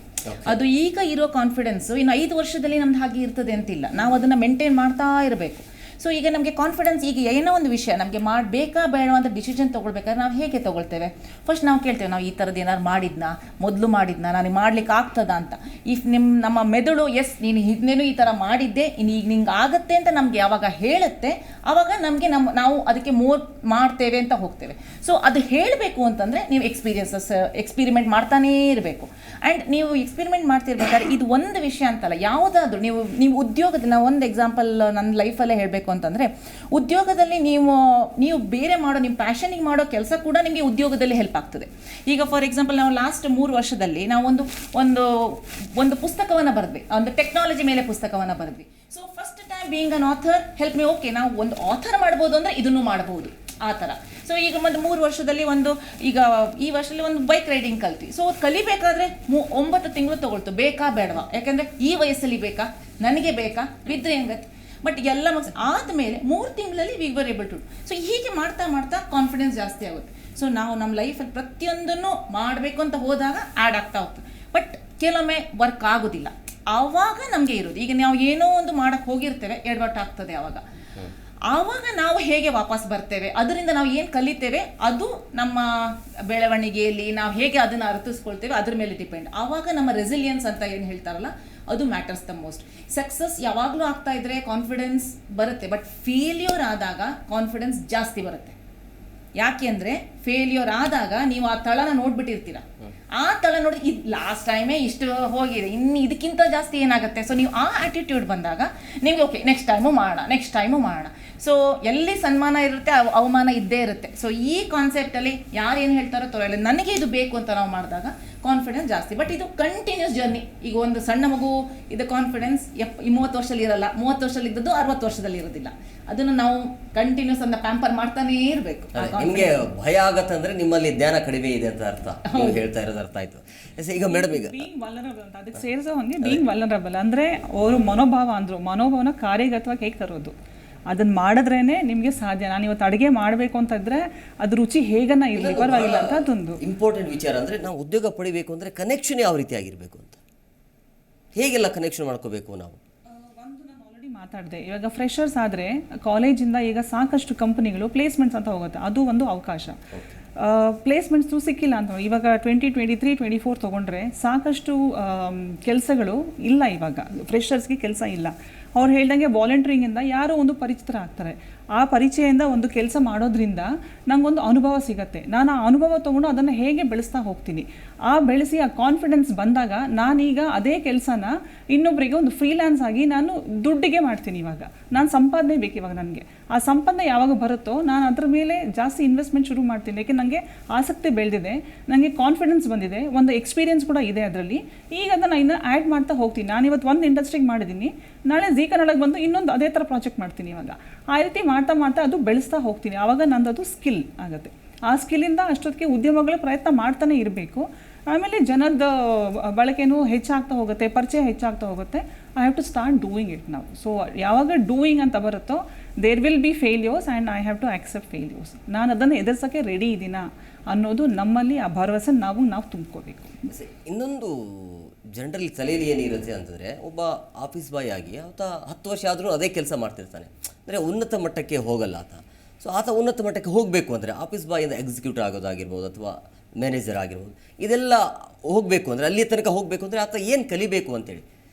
ಸೊ ಇವಾಗ ಏನು ಕಲಿಬೇಕು ಅಂತ ಅನ್ನೋದು ನೀವು ಹೇಗೆ ಗೊತ್ತಾಗುತ್ತೆ ನಿಮ್ಗೆ ಏನು ಕಲಿಬೇಕು ಅಂತ ಅಂದರೆ, ನಿಮ್ಮ ಆಫೀಸಲ್ಲೇ ನೋಡಿ ನೀವು ಅಸ್ಪೈರಿಂಗ್ ರೋಲ್ ಏನು ಮಾಡ್ತಾ ಇದ್ದಾರೆ, ಅವ್ರು ಏನು ಕಲ್ತಿದ್ದಾರೆ, ಅವ್ರು ಅದನ್ನು ಜಾಬ್ ಹೇಗೆ ಮಾಡ್ತಾ ಇದ್ದಾರೆ, ಅದು ತುಂಬ ಮುಖ್ಯ ಆಗುತ್ತೆ. ನಾನು ಆಫೀಸ್ ಬಾಯೇ ಇರಬಹುದು, ಬಟ್ ನಾನು ಎಷ್ಟು ಅಬ್ಸರ್ವೇಷನ್ ಮಾಡ್ತಾ ಇದ್ದೀನಿ, ನಮ್ಮ ಸುತ್ತಮುತ್ತ ಇರೋ ಜನನ್ನ ಹೇಗೆ ನೋಡ್ತಾ ಇದ್ದೀನಿ, ಅವ್ರು ಹೇಗೆ ಬಿಹೇವ್ ಮಾಡ್ತಾರೆ, ಅವ್ರೇನು ಕಲಿತಾರೆ, ಅವ್ರು ಯಾರನ್ನ ಮೀಟ್ ಆಗ್ತಾರೆ, ಯಾವ ಥರ ಫೋರಮ್ಸಲ್ಲಿ ಅವ್ರು ಇದ್ದಾರೆ, ಅದು ತುಂಬ ಇಂಪಾರ್ಟೆಂಟ್ ಆಗುತ್ತೆ. ಅದನ್ನು ನೋಡಿಕೊಂಡು ನಾವು ಏನು ಮಾಡ್ಬೋದು ಅಂತ ಅಂದರೆ, ಓಕೆ ಈಗ ನಾನು ಒಂದು ಆಫೀಸ್ ಬಾಯ್ ಆಗಿ ಕೆಲಸ ಮಾಡ್ತಾ ಇದ್ದೇನೆ, ಈಗ ಒಬ್ಬರು ಸೂಪರ್ವೈಸರ್ ಇದ್ದಾರೆ ನಮ್ಮ ಹತ್ರ, ಅವರು ಮೊನ್ನೆ ಆ ಫೋರಮಲ್ಲಿ ಹೋಗಿದ್ರು, ಅವ್ರನ್ನ ಯಾರನ್ನೋ ಮೀಟ್ ಮಾಡಿದರು, ಅವರಿಗೆ ಇನ್ನೊಂದು ಪ್ರಮೋಷನ್ ಸಿಕ್ತು, ಅಲ್ಲಿ ಅವ್ರು ಇನ್ನೊಂದು ಕೆಲಸ ಸಿಕ್ತು. ಸೊ ಆ ಥರ ಫೋರಮ್ಸ್ ಇರಬಹುದು, ಅದು ಒಂದು ಇಂಪಾರ್ಟೆಂಟ್ ಆಗುತ್ತೆ.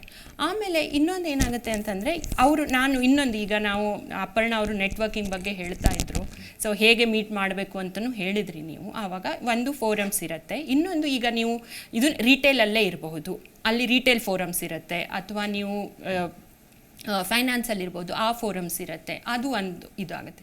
ಸೆಕೆಂಡ್, ಇವಾಗ ನಮಗೆ ಸೋಷಿಯಲ್ ಮೀಡಿಯಾ ತುಂಬಾ ಹೆಲ್ಪ್ ಆಗ್ತಾ ಇದೆ ಕನೆಕ್ಷನ್ ಮಾಡ್ಕೊಳ್ಳೋಕ್ಕೆ. ಆಮೇಲೆ ಏನು ಕಲಿಬೇಕು ಅನ್ನೋದಕ್ಕೂ ನೀವು ಕೇಳಿದ್ರಿ, ನಾನು ಮುಂದೆ ಸೂಪರ್ವೈಸರ್ ಆಗೋ ರೋಲಿಗೆ ಏನು ಬೇಕು ಅಂತ ಅಲ್ವಾ.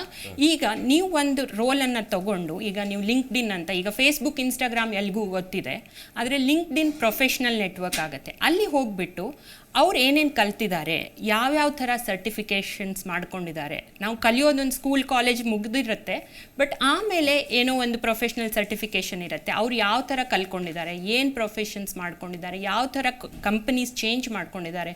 ನೀವು ಒಂದಿಷ್ಟು ಪ್ರೊಫೈಲನ್ನು ನೋಡಿದರೆ ನಿಮಗೆ ಅದು ಗೊತ್ತಾಗುತ್ತೆ ನಾವು ಏನು ಕಲಿಬಹುದು ಅಂತ. ಸೊ ಆಮೇಲೆ ಯಾವ ಇನ್ಸ್ಟಿಟ್ಯೂಟಲ್ಲಿ ಕಲ್ತಿದ್ದಾರೆ ಅಂತಲೂ ಗೊತ್ತಾಗುತ್ತೆ. ಸೊ ಅದನ್ನು ನೋಡಿಕೊಂಡು ನೀವು ಅದನ್ನು ಪ್ಲ್ಯಾನ್ ಮಾಡ್ಕೋಬೋದು ನಿಮ್ಮ ಜರ್ನಿನ. ಮೇಡಮ್, ಈಗ ವ್ಯಾಪಾರ ಮಾಡೋ ಅಷ್ಟು ನಮ್ಮ ಹತ್ರ ಕೌಶಲ್ಯ ಇದೆ, ಆ ಶಕ್ತಿ ಇದೆ, ಅದು ಅಷ್ಟೇ ಸಾಕ ಜೀವನಕ್ಕೆ, ವ್ಯಾಪಾರ ಮಾಡೋದಕ್ಕೆ ಅಥವಾ ಜೀವನ ನಡೆಸೋದಕ್ಕೆ? ಅದಕ್ಕೆ ಬಿಟ್ಟು ಇನ್ನು ಯಾವ ರೀತಿಯಾಗಿ ಸ್ಕಿಲ್ಲನ್ನು ಬೆಳೆಸ್ಬೋದು ಅಂತೇಳಿ?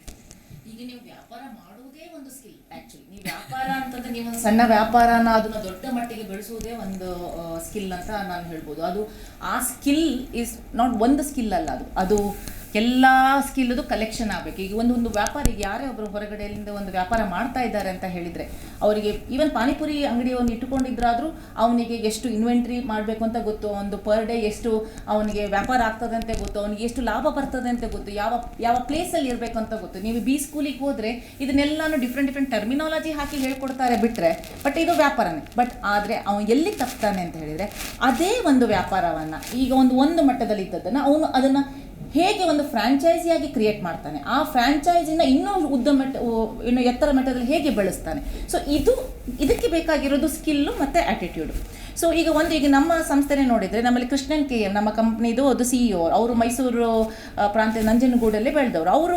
ನಾನು ಅವರನ್ನೇ ನೋಡಿಕೊಂಡು ಈಗ ಇಲ್ಲಿ ನಮ್ಮ ಕಂಪ್ನಿಲಿ 3 ಜನ ವ್ಯವಸ್ಥಾಪಕರಿದ್ದಾರೆ. ಅದರಲ್ಲಿ ಕೃಷ್ಣನ್ ಅವ್ರು ನಮ್ಮ ಇನ್ಸ್ಪಿರೇಷನ್. ಯಾಕಂದರೆ ಅವರು ಹಳ್ಳಿಯಿಂದ ಬಂದು ಹೇಗೆ ಈಗ ಅವರು ನೋಡಿದ್ರೆ ಹಳ್ಳಿಯಿಂದ ಬಂದುಬಿಟ್ಟು ಅವರು ಈಗ ಯಾವ ಮೆಟ್ಟಕ್ಕೆ ಅವರು ನಮ್ಮ ಕಂಪ್ನಿನ ತಗೊಂಡು ಹೋಗಿದ್ದಾರೆ ಅಂದರೆ, 1,000 ಜನ ನಾವು ಈ ಕಂಪ್ನಿಯಲ್ಲಿ ಇದ್ದೇವೆ, ಅದು 16 ವರ್ಷದಲ್ಲಿ. ಬಟ್ ಎಲ್ಲರೂ ನಾವು 15 ವರ್ಷದಲ್ಲಿ ನಾವು ಯೋಚನೆ ಮಾಡಿದ್ವಾ ನಮ್ಮ ಕಂಪ್ನಿ ಹೀಗಿತ್ತು? ಇಲ್ಲ, ನಮಗೆ ಕನಸಿನಲ್ಲೂ ಕೂಡ ಇರಲಿಲ್ಲ ನಮ್ಮ ಕಂಪ್ನಿ ಇಷ್ಟು ದೊಡ್ಡದಾಗ್ತದೆ. ಆಗಿ ಕೊಟ್ಟ ಕೆಲಸವನ್ನು ಚಂದ ಮಾಡಿ ಅಚ್ಚುಕಟ್ಟಾಗಿ ಮಾಡಿ, ಒಂದು ಕಸ್ಟಮರ್ನ ಚಂದ ಮಾಡಿ ನೋಡಿಕೊಂಡು, ಆಮೇಲೆ ನೆಕ್ಸ್ಟು ಇನ್ನೊಂದು ಕಸ್ಟಮರ್ ನೋಡಿಕೊಂಡು, ಹಾಗೆ ಎಕ್ಸ್ಪ್ಯಾಂಡ್ ಆಗ್ತಾ ಬಂದರೆ ನಮಗೆ ಹಾಗೆ ಆಗ್ತದೆ. ನಾನು ನನ್ನ ಪರ್ಸ್ನಲ್ ಎಕ್ಸ್ಪೀರಿಯನ್ಸಿಂದ ನಾನು ಏನು ಹೇಳೋಕ್ಕೆ ಇಷ್ಟಪಡ್ತಾ ಇದ್ದೇನೆ ಅಂದರೆ, ನಮ್ದು ಯಾರಿಗೆ ಆಗಲಿ ನಮ್ಮ ಜೀವನದಲ್ಲಿ ನಮ್ಮ ಸಕ್ಸಸ್ ಉಂಟಲ್ಲ, ಅದೇ ನಮಗೆ ಒಂದು ಲಿಮಿಟೇಷನ್ ಆಗಲಿಕ್ಕೆ ಉಂಟು. ನೀವು ನಿಮಗೆ ಏನೇ ನೀವು ಕೆಲಸ ಮಾಡ್ತಿರ್ಬೋದು, ನಿಮ್ಮ ಪ್ರೊಫೆಷ್ನಲ್ ಸ್ಕಿಲ್ ಇರ್ಬೋದು, ಈಗ ನೀವು ಒಂದು ಮಾತಾಡೋದ್ರಲ್ಲಿ ಚೆನ್ನಾಗಿರ್ಬೋದು, ಅಥವಾ ಒಂದು ಪ್ರೋಗ್ರಾಮಿಂಗ್ ಸ್ಕಿಲ್ಲಲ್ಲಿ ಚೆನ್ನಾಗಿರ್ಬೋದು. ಇವಾಗ 3 ವರ್ಷ ತನಕ ಅದು ಪರ್ಫೆಕ್ಟ್ ಆಗಿರ್ತದೆ. ಬಟ್ ನಿಮ್ದು ಎಕ್ಸ್ಪೆಕ್ಟೇಷನ್ ನೀವು 60 ವರ್ಷ ತನಕ ಅಲ್ಲಿಂದ ರಿಟೈರ್ಡ್ ಆಗಬೇಕು ಅಂತ ಇರೋದಿಲ್ಲ ಅಲ್ಲ. ಸೊ ನೀವು 3 ವರ್ಷದಿಂದ ನೀವು ನೆಕ್ಸ್ಟ್ ಲೆವೆಲಿಗೆ ಹೋಗಬೇಕಂದ್ರೆ ಈ ಸ್ಕಿಲ್ಲನ್ನು ಅನ್ಲರ್ನ್ ಮಾಡಿ ನೆಕ್ಸ್ಟ್ ಲೆವೆಲಿಗೆ, ನೆಕ್ಸ್ಟ್ ಚೇರಿಗೆ ಯಾವ ಸ್ಕಿಲ್ ಇರ್ತದೆ ಅದಕ್ಕೆ ನಾವು ಅಡಾಪ್ಟ್ ಮಾಡ್ಕೊಳ್ಳೇಬೇಕು. ಸೊ ಈ ಅಡ್ಯಾಪ್ಟಬಿಲಿಟಿ ಅನ್ನೋದಿದೆಯಲ್ಲ, ಅದು ಮಾತ್ರ ನಮ್ಮನ್ನು ಎತ್ತರಕ್ಕೆ ತೊಗೊಂಡು ಹೋಗ್ತದೆ. ಸೊ ನಮಗೆ ಏನೇ ವ್ಯಾಪಾರ ಮಾಡಿದ್ರು ಆ ವ್ಯಾಪಾರನ ಬೆಳೆಸೋದು ಹೇಗೆ ಉಂಟಲ್ಲ, ಅದು ಯಾರಿಗೂ ಮೊದಲೇ ಗೊತ್ತಿರೋದಿಲ್ಲ, ಕಲ್ತ್ಕೊಂಡು ಯಾರು ಬಂದಿರೋದಿಲ್ಲ. ಎಲ್ಲರೂ ಶುರು ಮಾಡಿಕೊಂಡು ಅದು ಸಿಚುವೇಶನ್ಗೆ ತಕ್ಕ ಹಾಗೆ ಅದಕ್ಕೆ ಅಡ್ಯಾಪ್ಟ್ ಮಾಡ್ಕೊಂಡ್ಬಿಟ್ಟು ಮುಂದುವರಿಸ್ತಾರೆ. ಮೇಡಮ್, ಇನ್ನೊಂದು ವಿಚಾರ ಏನು ಅಂತಂದರೆ, ಒಬ್ಬನಿಗೆ ಕನ್ಫ್ಯೂಷನ್ ಏನು ಅಂತಂದರೆ, ಈಗ ಎಕ್ಸಾಂಪಲ್ ನಾನು ಕೆಲಸದಲ್ಲಿ ಇರ್ತೀನಿ, ಈಗ ಒಂದು ಕೆಲಸ ಮಾಡ್ತಾರೆ, ಇನ್ನೊಂದು ಕೆಲಸದಲ್ಲಿ ಇಂಟ್ರೆಸ್ಟ್ ಇರುತ್ತೆ, ಬಟ್ ಈ ಕೆಲಸದಲ್ಲಿ ನನಗೆ ಇಂಟ್ರೆಸ್ಟ್ ಇರೋದಿಲ್ಲ. ಅಂದರೆ 2 ದೋಣಿ ಮೇಲೆ ಕಾಲಿಟ್ಟಿರ್ತಾನೆ ಅಂತ. ಅಂದರೆ ಯಾವುದಕ್ಕೂ ಅವನಿಗೆ ಇಂಟ್ರೆಸ್ಟ್ ಇರೋದಿಲ್ಲ. ಇದನ್ನು ಮಾಡಬೇಕು ಅಂತಾನೆ ಇನ್ನೊಂದು 6 ತಿಂಗಳು ಹೋದರೆ ಇದು ಬೇಡಪ್ಪ, ಇನ್ನೊಂದು ಕೆಲಸ ಮಾಡೋಣ ಅಂತ ಇರ್ತಾರೆ.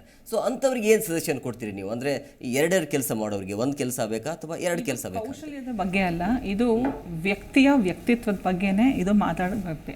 ನನಗೆ ಯಾವುದಲ್ಲಿ ಇಂಟ್ರೆಸ್ಟ್ ಇದೆ, ಇವತ್ತು ನಾನು ಒಂದು ಉದ್ಯಮ ಮಾಡಿದ್ರೆ ಅದರಲ್ಲಿ ನನಗೆ ಬಹುಶಃ ಮುಂದುವರ್ಸ್ಕೊಂಡು ಹೋಗೋಕ್ಕೆ ಆಸಕ್ತಿ ಇಲ್ಲ ಅಂತಂದರೆ ಬೇರೆ ಏನೋ ಕಾರಣ ಇಲ್ಲಿರಬೇಕು. ಬಟ್ ಅದನ್ನು ಪ್ಯಾಟರ್ನ್ ಆಗಿ ನೋಡಿದ್ರೆ ನಾವು 3 ಕೆಲಸ 4 ಕೆಲಸ, ಬಟ್ ಎಲ್ಲ 4 ಕೆಲಸದಲ್ಲೂ ಯಾವುದಲ್ಲೂ ಆಸಕ್ತಿ ಇಲ್ಲ, ಸಣ್ಣ ಪ್ರಮಾಣಕ್ಕೆ ಕೆಲಸ ಮಾಡೋದು, ಬಿಟ್ಟು ಅದು ನೋಡ್ತಾ ಇದ್ದರೆ ಅದರಲ್ಲಿ ಬೇರೆ ಏನೋ ನ್ಯೂನತೆ ಇದೆ ಅವರಲ್ಲಿ ಅನ್ನೋದು ಒಂದು ಅಷ್ಟೇ, ಒಂದು ಥ್ರೆಡ್. ಅದು ಖಚಿತವಾಗಿ ನಾನು ಇದೆ ಅಂತ ನಾನು ಹೇಳೋಕ್ಕಾಗೋದಿಲ್ಲ. ಬಟ್ ಅವರಲ್ಲಿ ಕೂತು ಮಾತಾಡಬೇಕು ಯಾಕೆ ಆ ರೀತಿ ಆಗ್ತಿದೆ ಅನ್ನೋದು, ಅಥವಾ ಅವರಿಗೆ ಆಸೆ ಇದ್ದು ಅದನ್ನು ಹೊರಗಡೆ ಹೇಳ್ಕೊಳ್ಳಿಕ್ಕೆ ಅವರಿಗೆ ಸಾಧ್ಯತೆ ಇದೆ, ಯಾಕೆ ಆಗ್ತಿಲ್ಲ ಅಂತ ಅದನ್ನು ನಾವು ಅವ್ರ ಹತ್ರ ವಿಚಾರ ಮಾಡಿದ್ರೆ ಅದನ್ನು ತಿಳ್ಕೊಳಕ್ಕಾಗೋದು. ಸೊ ಹಾಗಾಗಿ ಅವ್ರಿಗೆ ಯಾರ ಮೇಲೆ ಭರವಸೆ ಇದೆಯೋ, ಅಥವಾ ಅವ್ರ ಸೀನಿಯರ್ಸ್ ಆಗಲಿ ಅಥವಾ ಅವ್ರ ಫ್ರೆಂಡ್ಸ್ ಆಗಲಿ ಅಥವಾ ಅವ್ರಿಗೆ ಸರಿಯಾದ ದಾರಿಲಿ ಒಂದು ಮಾತು ಹೇಳಿ ಒಂದು ಡಿರೆಕ್ಷನ್ ಕೊಡೋ ಅಂಥವ್ರು ಹೋದರೆ ಅಟ್ಲೀಸ್ಟ್ ಅವ್ರ ಹತ್ರ ಪೂರ್ತಿಯಾಗಿ ಮನಸ್ಸು ಬಿಚ್ಚಿ ಮಾತಾಡದೆ ಎಲ್ಲೋ ಒಂದು ಕ್ಲೂ ಸಿಗುತ್ತೆ ಆ ಮಾತಲ್ಲಿ, ಅಲ್ಲಿಂದ ನಾವು ಮುಂದಕ್ಕೆ ತೊಗೊಂಡು ಹೋಗಿ. ಬಟ್ ವೈಯಕ್ತಿಕವಾಗಿ ನಮ್ಮಲ್ಲಿ ಇರಬೇಕದು, ನನಗಿದು ಬೇಕು, ನಾನು ಇಲ್ಲಿ ಬೆಳಿಬೇಕು, ನಾನು ಉನ್ನತ ಮಟ್ಟಕ್ಕೆ ಹೋಗಬೇಕು, ನನಗೆ ಅವರಿಗೆ ಯಾರಿಗಾಗಲಿ ಮನುಷ್ಯಂಗೆ ಅವರಿಗೆ ಕ್ಲಾರಿಟಿ ಇರಬೇಕು. ಅದು ಉದ್ಯಮದಲ್ಲೇ ಆಗಲಿ ಜೀವನದಲ್ಲೇ ಆಗಲಿ. ನಾನಿವತ್ತು ಒಂದು ರುಚಿ ಊಟ ಮಾಡ್ತಾ ಇದ್ದೀನಿ, ನನಗೆ ಇನ್ನೊಂದು ಬೇಕು ಅಂತಂದರೆ ನನಗದು ಆಸೆ ಇರಬೇಕು, ನಾನು ಇನ್ನೊಂದನ್ನು ರುಚಿನ ಅನುಭವಿಸ್ಬೇಕು, ಅದು ತಿನ್ನಬೇಕು ಆಸೆ ನನಗಿರಬೇಕು.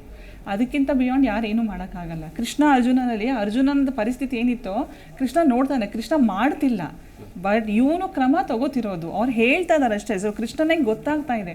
ಆ ರೀತಿ ಮೆಂಟರ್ಸ್ನ ನಾವು ಐಡೆಂಟಿಫೈ ಮಾಡ್ಕೊಳ್ಳೋದು ಮುಖ್ಯ ಆಗುತ್ತೆ ಜೀವನದಲ್ಲಿ. ಎಷ್ಟೋ ಬಾರಿ ನಾವು ಆನ್ ದ ಫೆನ್ಸ್ ಇರ್ತೀವಿ, ನಮಗೆ ಈ ಕಡೆ ಹೋಗ್ಬೇಕಾ ಆ ಕಡೆ ಹೋಗ್ಬೇಕಾ ದಾರಿ ತೋಚ್ತಿರಲ್ಲ. ಬಟ್ ನನಗೆ ಯಾರನ್ನ ಆ ಥರ ಫ್ರೆಂಡ್ಸ್ ಇದ್ದಾರಾ, ನಾನು ಮನಸ್ಸು ಬಿಚ್ಚಿ ಮಾತಾಡೋ ಅಂಥದ್ದು ನಂಬಿಕೆಯಿಂದ ಇರೋರು ಒಬ್ಬರನ್ನ ಇದ್ದಾರಾ, ಅದು ಒಂದು ಸ್ಕಿಲ್. ಆ್ಯಕ್ಚುಲಿ ಆ ಫ್ರೆಂಡ್ಸನ್ನ ಬೆಳೆಸ್ಕೊಳ್ಳೋದು, ನೆಟ್ವರ್ಕ್ ಬೆಳೆಸ್ಕೊಳ್ಳೋದು, ಇಟ್ಸ್ ಅ ಸ್ಕಿಲ್. ನಾನು ಹೇಗೆ ಅವ್ರ ಹತ್ರ ಮಾತಾಡಿದ್ರೆ ನನಗೆ ಅವ್ರ ಸಮಯ ಸಿಗಬಹುದು, ಅಥವಾ ನಾನು ಈ ರೀತಿ ಕೇಳಿದ್ರೆ ಕ್ವೆಶ್ಚನಿಂಗ್ ಅಂತೀವಲ್ಲ, ಆ ಕ್ವೆಶ್ಚನಿಂಗ್ ಈಸ್ ಅನ್ ಆರ್ಟ್, ಅದು ಒಂದು ಸ್ಕಿಲ್. ಅದನ್ನು ಬೆಳೆಸ್ಕೊಳ್ಳೋದು ಮುಖ್ಯ. ಈಗ ಈಗಿನ ಮಾರುಕಟ್ಟೆಯಲ್ಲಿ ಉದ್ಯೋಗ ಅವಕಾಶಗಳು ಯಾವ ರೀತಿಯಾಗಿವೆ? ಸೊ ಇವಾಗ ಉದ್ಯೋಗ ಅವಕಾಶಗಳು ನಾವು ಮೇನ್ಲಿ ನಮಗೇನು ಗೊತ್ತಿದೆ ಅಂತಂದರೆ ಪಬ್ಲಿಕ್ ಸೆಕ್ಟರ್, ಪ್ರೈವೇಟ್ ಸೆಕ್ಟರ್ ಮತ್ತು ನಾವು ಥರ್ಡ್ ಸೆಕ್ಟರ್ ಅಂತ ಏನು ಹೇಳ್ತೀವಿ ಅದು ಅಲ್ವಾ. ಈಗ ಪಬ್ಲಿಕ್ ಸೆಕ್ಟರ್ ನಮ್ಮ ಬಹಳಷ್ಟು ವೀಕ್ಷಕರು ಪಬ್ಲಿಕ್ ಸೆಕ್ಟರ್ ಜಾಬ್ಸು ನೋಡ್ತಾ ಇರಬಹುದು, ಗೌರ್ಮೆಂಟ್ ಜಾಬ್ಸು ಅದೆಲ್ಲ ನೋಡ್ತಾ ಇರ್ತಾರೆ, ಅದರದ್ದೆಲ್ಲ ಬರ್ತಾ ಇರುತ್ತೆ. ಪ್ರೈವೇಟ್ ಸೆಕ್ಟರಲ್ಲಿ ನಾವು ಆಗೇನು ಮತ್ತು ಡಿಫ್ರೆಂಟ್ ಇಂಡಸ್ಟ್ರೀಸ್ ಇದೆ. ಈಗ ಐ ಟಿ ಇಂಡಸ್ಟ್ರಿ ನಾವು ಬೆಂಗಳೂರಲ್ಲಿ ಇದ್ಕೊಂಡು ಮಾತಾಡ್ತಾ ಇದ್ದೀವಿ, ಐ ಟಿ ಇಂಡಸ್ಟ್ರಿ ಅಂತೂ ಎಲ್ರಿಗೂ ಗೊತ್ತು, ಅದ್ರ ಜಾಬ್ಸು ಈ ನೀವು ಆರ್ಟಿಫಿಷಿಯಲ್ ಇಂಟೆಲಿಜೆನ್ಸಿಂದ ಇಂಪ್ಯಾಕ್ಟ್ ಆಗ್ತಾ ಇದೆ ಅಂತ ಎಲ್ಲ ಮಾತಾಡ್ತಾ ಇದ್ದಾರೆ, ಅದಾಯಿತು.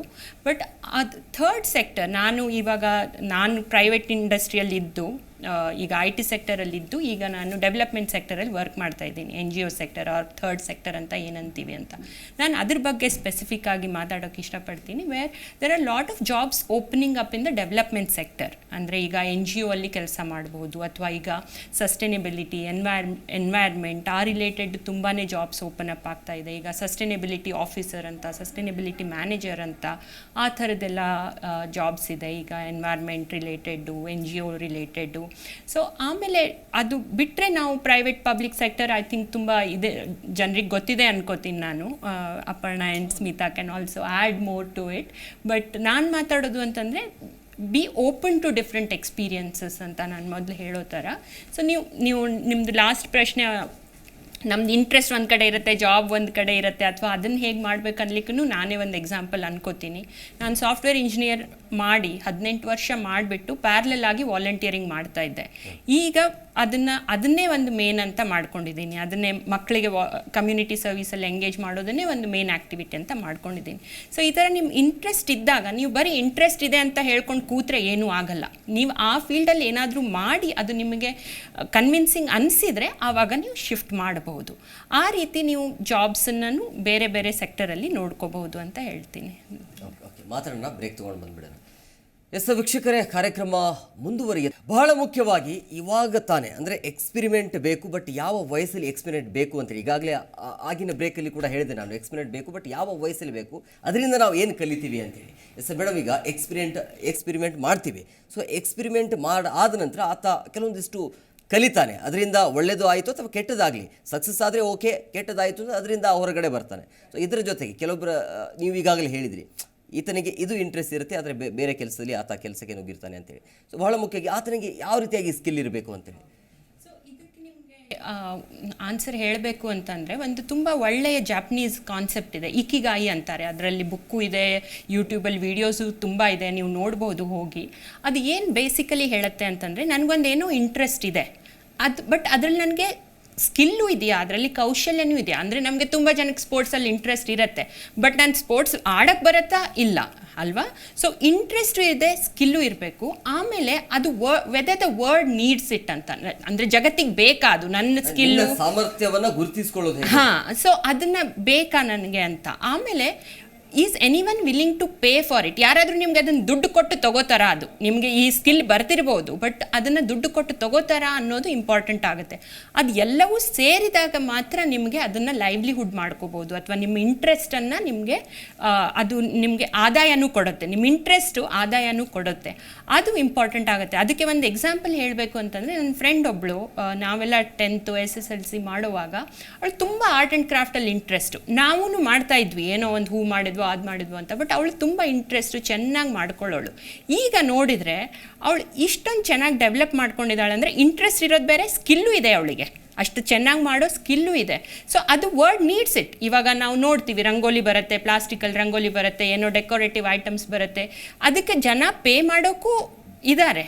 ಸೊ ಅದನ್ನು ಅವಳು ಇವಾಗ ತಗೊಂಡು ತನ್ನ ಇಂಟ್ರೆಸ್ಟು, ಸ್ಕಿಲ್ಲು, ಲೈವ್ಲಿಹುಡ್ ಎಲ್ಲ ಸೇರಿಸ್ಕೊಂಡು ತುಂಬ ಚೆನ್ನಾಗಿ ಎಲ್ಲ ಡೆಕೋರೇಟಿವ್ ಐಟಮ್ಸ್ ಮಾಡಿಬಿಟ್ಟು ಅದನ್ನು ಎಕ್ಸಿಬಿಷನಲ್ಲಾಗಲಿ ಅಥವಾ ಇಂಡಿಪೆಂಡೆಂಟ್ ಆಗಲಿ ಮಾರ್ಕೊಂಡು ಅದನ್ನೊಂದು ಲೈವ್ಲಿಹುಡ್ ಅಂತ ಮಾಡ್ಕೊಂಡಿದ್ದಾಳೆ. ಸೊ ಇದು ಒಂದು example of where all 4 things come together: interest, skill, somebody is willing to pay, world needs it ಅಂತ. ಅದು ನೀವು ಅದನ್ನು ತಿಳ್ಕೊಂಡು ಅದ್ರ ಬಗ್ಗೆ ನೀವು ಅಭಿವೃದ್ಧಿ ಪಡಿಸ್ಕೊಂಡ್ರೆ, ಆ ಸ್ಕಿಲ್ಲನ್ನು ಅಭಿವೃದ್ಧಿ ಮಾಡಿಕೊಂಡ್ರೆ ತುಂಬ ಒಳ್ಳೆಯದಾಗತ್ತೆ ಅಂತ. ಈಗ ಉದ್ಯೋಗದಲ್ಲಿ ಕೌಶಲ್ಯತೆಯ ಪ್ರಾಮುಖ್ಯತೆ ಎಷ್ಟಿರಬೇಕು, ಅದರ ಮಹತ್ವ ಏನು ಅಂತ? ಸೊ ಈಗ ಉದ್ಯೋಗದಲ್ಲಿ ನಮ್ಮ ಫೀಲ್ಡಲ್ಲಿ ನಾವು ಯೋಚನೆ ಮಾಡಿದರೆ, ಈಗ ನಾನು IT ಇಂಡಸ್ಟ್ರಿಯಿಂದ ಬರ್ತಾ ಇರೋದು. ಸೊ ಈಗ ಬೆಂಗಳೂರು IT ಇಂಡಸ್ಟ್ರಿ ಇದು ತವರೂರು ಅಂತ ನಾವು ಹೇಳ್ಬೋದು. ಸೊ ಈ IT ಇಂಡಸ್ಟ್ರಿನಲ್ಲಿ ನಿಮಗೆ ಫಸ್ಟ್ 5 to 6 ಇಯರ್ಸ್ ನೀವು ಕಾಲೇಜಲ್ಲಿ ಏನು ಕಲ್ತಿರ್ತೀರಾ ಅಥವಾ ಯಾವುದಾದ್ರು ಒಂದು ಸ್ಪೆಸಿಫಿಕ್ ಸ್ಕಿಲ್ಸ್ ಅದು ಸಾಕಾಗ್ತದೆ. ನೀವು ಮೇ ಬಿ ಪ್ರೋಗ್ರಾಮಿಂಗ್ ಸ್ಕಿಲ್ಸ್ ಇರ್ಬೋದು, ಅಥವಾ ನೀವು ಕಂಟೆಂಟ್ ರೈಟಿಂಗ್ ಇದ್ದರೆ ಕಂಟೆಂಟ್ ರೈಟಿಂಗ್ ಸ್ಕಿಲ್ಸ್ ಇರ್ಬೋದು. ಸೊ ನಿಮ್ಮದು ಬೇಸ್ ಕೋರ್ ಸ್ಕಿಲ್ಸ್ ಅಂತ ನಾವು ಅದನ್ನ ಹೇಳ್ತೇವೆ, ನಿಮಗೆ ಅದು ತುಂಬ ಹೆಲ್ಪ್ ಆಗ್ತದೆ. ಬಟ್ ಆಫ್ಟರ್ 6 ಇಯರ್ಸ್ ನೀವು ನೆಕ್ಸ್ಟ್ ಮಿಡ್ ಮ್ಯಾನೇಜ್ಮೆಂಟ್ ಅವರ ಸೀನಿಯರ್ ಮ್ಯಾನೇಜ್ಮೆಂಟ್ ರೋಲಿಗೆ ಹೋಗ್ತೀರಾ. ಸೊ ನಾವು ಏನು ಅಬ್ಸರ್ವ್ ಮಾಡಿದ್ದೇವೆ ಅಂದರೆ, ಯಾವಾಗ ನೀವು ಒಂದು ಮ್ಯಾನೇಜರ್ ರೋಲಿಗೆ ಹೋದಾಗ ನಿಮಗೆ ಡೆಲಿಗೇಷನ್ ಸ್ಕಿಲ್ಸ್ ತುಂಬ ಇಂಪಾರ್ಟೆಂಟು. ಅಂದರೆ ನಾನು ಕೆಲಸ ಮಾಡೋದು ಸುಲಭ, ಬಟ್ ನನಗೆ ಬೇರೆಯವರಿಂದ ಕೆಲಸವನ್ನು ತೆಗೆದುಕೊಳ್ಳೋದು ಸುಲಭನ? ಇದು ನಿಮಗೆ ಯಾವ ಬುಕ್ಕಲ್ಲೂ ಸಿಕ್ಕುದಿಲ್ಲ, ಯಾವ ಇದರಲ್ಲೂ ಸಿಕ್ಕುದಿಲ್ಲ. ನೀವು ಹೇಗೆ ಅಂತಂದರೆ, ಇನ್ನೊಂದು ಪರ್ಸನ್ ನಿಮ್ಮಲ್ಲಿ ನೀವು ನಂಬಿಕೆ ಇಡಬೇಕು, ಆ ಪರ್ಸನ್ ನಿಮ್ಮಲ್ಲಿ ನಂಬಿಕೆ ಇಡಬೇಕು, ನೀವು ಹೇಳಿದಂಗೆ ಅವರು ಕೇಳಬೇಕು ಅಂತ ಹೇಳಿದರೆ. ಸೊ ಈ ಡೆಲಿಗೇಷನ್ ಸ್ಕಿಲ್ಸು, ಲೀಡರ್ಶಿಪ್ ಸ್ಕಿಲ್ಸು ಇವೆಲ್ಲ ತುಂಬ ಇಂಪಾರ್ಟೆಂಟ್ ಆಗ್ತದೆ ಮಿಡ್ ಮ್ಯಾನೇಜ್ಮೆಂಟ್, ಸೀನಿಯರ್ ಮ್ಯಾನೇಜ್ಮೆಂಟ್ ರೋಲಲ್ಲಿ. ಎಷ್ಟು ಜನ ನಿಮ್ಮ ಮಾತನ್ನು ಕೇಳ್ತಾರೆ, ಎಷ್ಟು ಈ ಥರ ಅಂತ ಹೇಳಿ. ಇಂಟರ್ಪರ್ಸನಲ್ ಸ್ಕಿಲ್ಸು, ಟೀಮ್ ಬಿಲ್ಡಿಂಗ್ ಇವೆಲ್ಲ ಇಂಪಾರ್ಟೆಂಟ್ ಆಗ್ತದೆ. ಇದೆಲ್ಲ ಮುಗಿಸಿ ನೀವು when you go to the leadership skills, ಆವಾಗ ಇದನ್ನೆಲ್ಲ ನೀವು ಮಾಡಿನೇ ಬಂದಿರ್ತೀರಾ ಒಂದು ಲೀಡರ್ಶಿಪ್ ರೋಲಲ್ಲಿ. ನಿಮ್ಮ ಲೀಡರ್ಶಿಪ್ ರೋಲಲ್ಲಿ ನೀವು ಹೇಗೆ ನಿಮ್ಮ ಓನ್ಲಿ ಥಿಂಗ್ ದಟ್ ನಿಮ್ಮ ಲೀಡರ್ಶಿಪ್ ರೋಲಲ್ಲಿ ಮ್ಯಾಟರ್ ಆಗ್ತದೆ ಅಂದರೆ ಇನ್ಫ್ಲೂಯೆನ್ಸಿಂಗ್. ನೀವು ಎಷ್ಟು ಜನನ ಇನ್ಫ್ಲೂಯೆನ್ಸ್ ಮಾಡ್ಬೋದು, ಹೇಗೆ ಇನ್ಫ್ಲೂಯೆನ್ಸ್ ಮಾಡ್ಬೋದು. ನೀವು ನಿಮ್ಮ ಕಸ್ಟಮರ್ನ ಇನ್ಫ್ಲೂಯೆನ್ಸ್ ಮಾಡಬೇಕು, ಅವರು ನಿಮಗೆ ಪರ್ಚೇಸ್ ಆರ್ಡರ್ ಕೊಡಬೇಕು ಅಂತಂದರೆ. ನಿಮ್ಮ ಎಂಪ್ಲಾಯೀಸ್ನ ಇನ್ಫ್ಲೂಯೆನ್ಸ್ ಮಾಡಬೇಕು, ಅವರು ನಿಮ್ಮ ಜೊತೆ ಇರಬೇಕು ಅಂತಂದರೆ. ನಿಮ್ಮದು ಎಷ್ಟೊಂದು ಪಾರ್ಟ್ನರ್ಸು, ವೆಂಡರ್ಸು ಎಲ್ಲ ಇರ್ತಾರೆ, ಅವ್ರನ್ನ ಇನ್ಫ್ಲೂಯೆನ್ಸ್ ಮಾಡಬೇಕು, ಯಾಕಂದರೆ ನೀವು ಕಷ್ಟದಲ್ಲಿದ್ದಾಗ ಅವ್ರು ನಿಮಗೆ ಸಪೋರ್ಟ್ ಮಾಡಬೇಕು ಅಂತಂದರೆ. ಸೊ ಇದು ಇನ್ಫ್ಲೂಯೆನ್ಸಿಂಗ್ ರೋಲಿಗೆ ಬಂದಾಗ ಅದು ಈ ಎಲ್ಲ ಸ್ಕಿಲ್ಲನ್ನು ಬಿಟ್ಟು ನಿಮ್ಮ ವ್ಯಕ್ತಿತ್ವದ ಮೇಲೆ ಬರ್ತದೆ. ನಮ್ಮ ವ್ಯಕ್ತಿತ್ವ ಹೇಗಿದೆ, ಯಾಕಂದರೆ ಜನ ಆವಾಗ ನೀವು ತುಂಬ ಹುಷಾರಿದ್ದೀರಿ, ನೀವು ಜಾಣರಿದ್ದೀರಿ ಅಂತ ನಿಮ್ಮ ಮಾತು ಕೇಳೋದಿಲ್ಲ. ನೀವು ಯಾವ ಥರ ಪರ್ಸನ್ ಇದ್ದೀರಿ, ನೀವು ಯಾವ ಥರ ವ್ಯಕ್ತಿ ಇದ್ದೀರಿ ಅಂತ ಅವರು ಕೇಳ್ತಾರೆ. So skill is very important, ತುಂಬ ಮಹತ್ವ. ಬಟ್ ಬರ್ತಾ ಸ್ಕಿಲ್ಗಿಂತ ನಮ್ಮ ವ್ಯಕ್ತಿತ್ವನ ನಾವು ಹೇಗೆ ವಿಕಸಿತಗೊಳಿಸಿಕೊಂಡು ಬೇರೆಯವರಿಗೆ ಆವಾಗ ನಾವು ನಮ್ಮನ್ನು ಬಿಟ್ಟು ಬೇರೆಯವರಿಗೆ ನಾವು how I can make other person lead. So ಇನ್ನೊಬ್ಬರನ್ನ ಹೇಗೆ ಲೀಡರ್ಶಿಪ್ ಲೋಡಿಗೆ ತರ್ತಾರೆ, ಅದನ್ನು ನಾವು ಮಾಡಿದಾಗ ಇಂಪಾರ್ಟೆಂಟ್ ಆಗ್ತದೆ. ಇದನ್ನೆಲ್ಲ ನಾವು ಯೋಚನೆ ಮಾಡಿಕೊಂಡು ಅದರ ತಕ್ಕನಾಗಿ ನಮ್ಮ ವ್ಯಕ್ತಿತ್ವವನ್ನು ಬೆಳೆಸಬೇಕು. ಬೆಳೆಸಬಹುದು, ಇದು ಯಾರು ಹುಟ್ಟಿದಾಗ ಇಂದ ಹಾಗಿರುವುದಿಲ್ಲ, ಓವರ್ ದ ಪೀರಿಯಡ್ ಆಗಿರ್ತಾರೆ. ಸೊ ನಾವು ಆದ ದಿಟ್ಟಿನಲ್ಲಿ ನಡಿಬೇಕು. ಮೇಡಮ್, ಈಗ ಅಗತ್ಯವಾಗಿರುವಂತಹ ಉದ್ಯೋಗದ ಕೌಶಲ್ಯಗಳು ಯಾವ್ಯಾವು? ಒಂದು ಸ್ಮಿತಾ ಹೇಳಿದಂಗೆ ಇನ್ಫ್ಲುಯೆನ್ಸಿಂಗ್ ಸ್ಕಿಲ್ಸ್, ಪೀಪಲ್ ಸ್ಕಿಲ್ಸ್ ಅಂತ ತುಂಬ ಇಂಪಾರ್ಟೆಂಟ್ ಅನಿಸುತ್ತೆ. ಇಮೋಷ್ನಲ್ ಸ್ಕಿಲ್ಸ್ ಆಗಲಿ, ಅಡ್ಯಾಪ್ಟಬಿಲಿಟಿ, ಒಂದು ಪರಿಸ್ಥಿತಿಯಿಂದ ಇನ್ನೊಂದು ಪರಿಸ್ಥಿತಿಗೆ, ಒಂದು ಸಿಚುಯೇಷನ್ ಟು ಅದರ್ ಸಿಚುಯೇಷನ್, ಅದು ತುಂಬ ಮುಖ್ಯ ಆಗುತ್ತೆ ಇವಾಗ. ಆಮೇಲೆ ಎಷ್ಟೋ ಬಾರಿ ನಮ್ಮ ಆಲೋಚನೆಯಲ್ಲಿ ಎಲ್ಲೋ ಒಂದು ಈಗೋ ಅಂತ ಬರೋಕ್ಕೆ ಶುರು ಆಗುತ್ತೆ. ಅದನ್ನು ನಾವು ಸ್ವಲ್ಪ ಕ್ರಮೇಣ ಏನು ಹೇಳ್ತಾರೆ ಬ್ಯಾಲೆನ್ಸ್ ಔಟ್ ಮಾಡ್ಕೋಬೇಕು ಅದನ್ನು. ಅದಲ್ದಿರ ಕುಶಲತೆ ಬಗ್ಗೆ ಸಾಕಷ್ಟು ಮಾತಾಡಿದ್ವಿ ಸ್ಕಿಲ್ ಡೆವಲಪ್ ಬಗ್ಗೆ.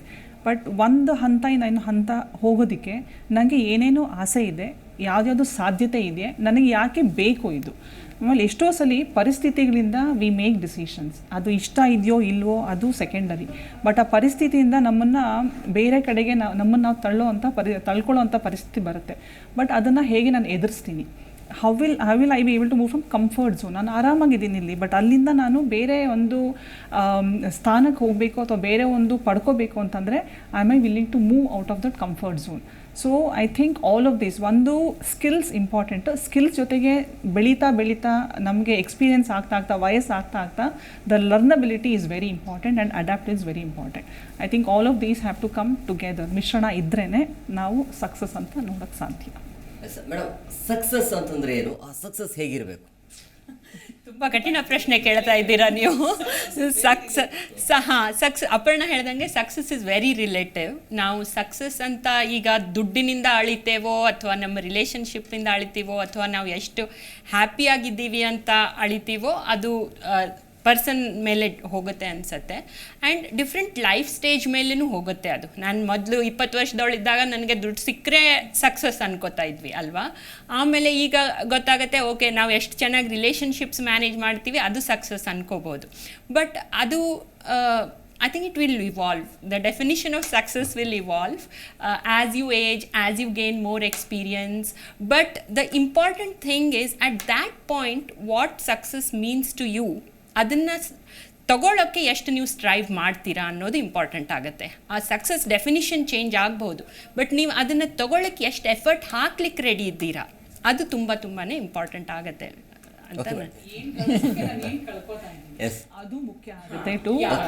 ಮೇಡಮ್ಗೆ ಒಂದು ಕ್ವಶನ್, ಗುರಿ ಅಂತಂದ್ರೇನು? ಗುರಿ ಹೇಗಿರಬೇಕು?